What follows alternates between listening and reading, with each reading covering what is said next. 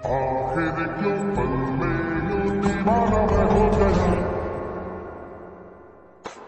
तुम्हें जो मैंने hello everyone, welcome back to my channel. তো অনেক নাচের ভিডিও দিলাম, তো এবার ভাবলাম যে একটা নতুন কিছু ট্রাই করি। তো আজকে একটা মেকআপের ভিডিও তোমাদের সাথে শেয়ার করব আমি। তো প্রথমে টিস্যু দিয়ে মুখটা মুছে আমি লিপ বাম অ্যাপ্লাই করে নিচ্ছি, আর তারপরে আমি এখন একটা টোনার ইউজ করব। টোনারটা ইউজ করার পর একটু শুকোতে টাইম লাগবে, আর তারপরে ইউজ করব আমি প্রাইমার।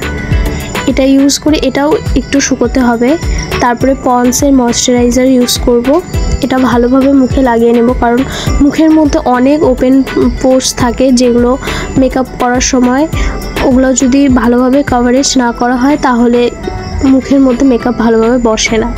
আর একটা ব্রাশ নিয়ে আমি এবার আইব্রোটাকে সেট করে নেব, তারপরে আইব্রোটাকে ড্র করে নেব।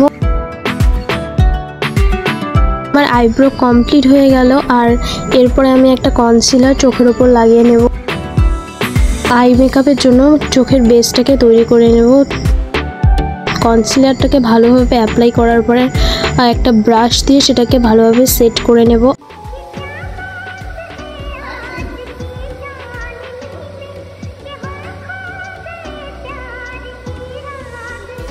এরপর একটা বিউটি ব্লেন্ডারের সাহায্যে চোখের ওপরে ভালোভাবে ব্লেন্ড করে নেব।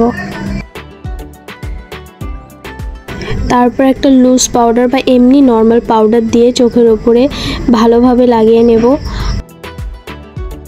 তারপর একটা আইশ্যাডো প্যালেট থেকে ব্রাউন কালার সিলেক্ট করে সেটা ব্রাশের সাহায্যে ক্রিজ লাইন বরাবর ব্লেন্ড করতে লাগলাম, আর ততক্ষণ ব্লেন্ড করলাম যতক্ষণ না আমি স্যাটিসফাইড হচ্ছিলাম।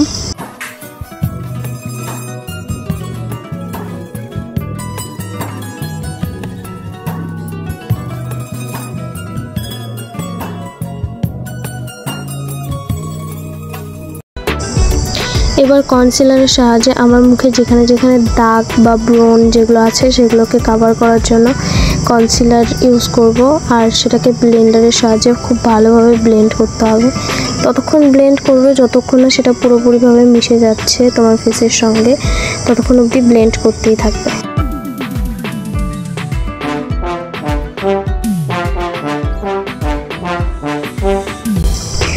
এরপর একটা ফাউন্ডেশন, সেটাকে আমি একটু প্রাইমারের সঙ্গে মিক্সড করে সেটাকে অ্যাপ্লাই করেছিলাম, আর এটাকেও ভালোভাবে ব্লেন্ড করতে হবে, কারণ ফাউন্ডেশন যদি ভালোভাবে ব্লেন্ড না হয় তাহলে সাদা ভূতের মতো লাগবে। তো সেটাকে ভালোভাবে ব্লেন্ড করে প্রথমে একটু অন্যরকম লাগলেও পরে ব্লেন্ড করার পরে সেটা ঠিক হয়ে যাবে।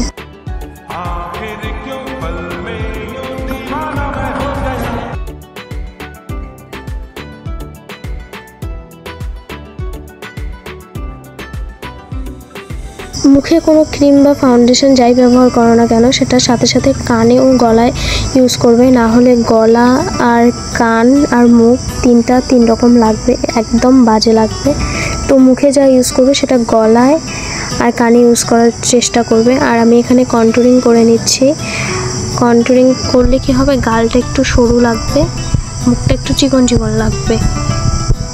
গালে কন্টুরিং করা কমপ্লিট হলে নাকে কন্টুরিং করে নেবে, তাহলে নাকটা একটু চোখালো লাগবে, দেখতে সুন্দর লাগবে।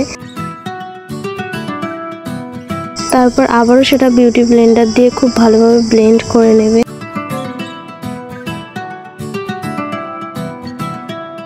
তুমি যত ভালোভাবে সব কিছু ব্লেন্ড করবে তোমার মেকআপ তত ভালো হবে। আমি জানি না আমি কতটা কি করতে পারবো, তবে শেষ অবধি দেখো, হয়তো বা ভালো লাগতে পারে। আর পরবর্তীতে আরও ভালোভাবে মেকআপ করার চেষ্টা করব, আর তোমাদের যাতে হেল্প হয় সেইভাবেই চেষ্টা করব। এরপর এই একটা লিপস্টিকের দ্বারা ডট ডট করে নেব, এটাকেই ব্লাশার হিসেবে ইউজ করব। তো তারপর আবার এটাকে ব্লেন্ড করে নেব। এখন একটু পরেই দেখবে গালগুলো একদম লাল হয়ে যাবে টমেটোর মতো। তারপরে লুজ পাউডার দিয়ে মেকআপটাকে সেট করে নেব, নিয়ে তারপর একটা ব্রাশের সাহায্যে পাউডারটাকে ঝেড়ে ফেলবো।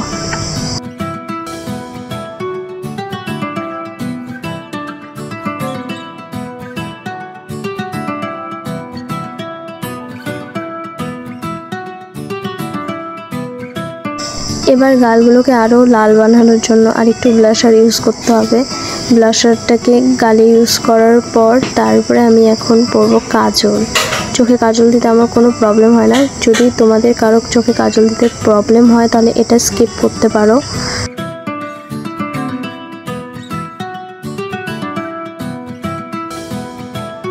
এবার হচ্ছে মোস্ট ইম্পর্টেন্ট আইলাইনার। আমি আইলাইনার পরি কিন্তু আমি ডান্ডিটা দিই না, আমার ভালো লাগে না।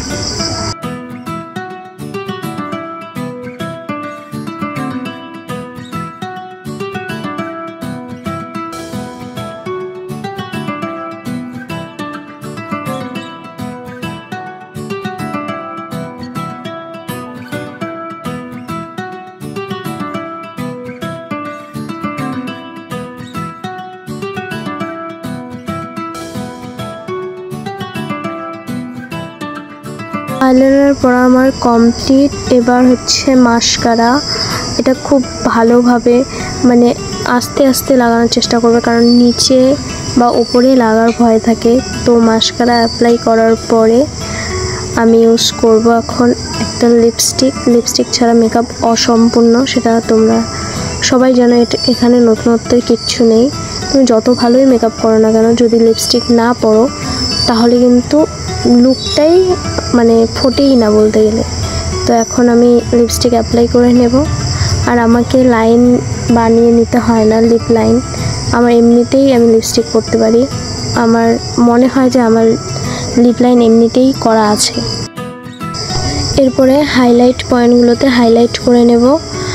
হাইলাইট পয়েন্টগুলো হচ্ছে নাক, গাল, ঠোঁটের ওপরে, থুতনিতে, কপালে। তো এগুলোকে হাইলাইট করে নেওয়ার পরে আর যেটা সব থেকে ইম্পর্টেন্ট বা লাস্ট পার্ট মেকআপের, সেটা হচ্ছে একটা ভালো সেটিং স্প্রে দিয়ে মেকআপটাকে সেট করে নেওয়া, না হলে মেকআপটা গলে পড়ে যেতে পারে। আর এটাকে তাড়াতাড়ি শুকানোর জন্য আমি বাতাস করছিলাম। আর এটা হচ্ছে আমার ফাইনাল লুক। তো কেমন লাগলো এই ভিডিওটা সেটা কমেন্টে জানিও। আর আমার চ্যানেলে নতুন হলে চ্যানেলটা সাবস্ক্রাইব করে দিও। দেখা হচ্ছে পরের কোনো ভিডিওতে। ততক্ষণের জন্য টাটা।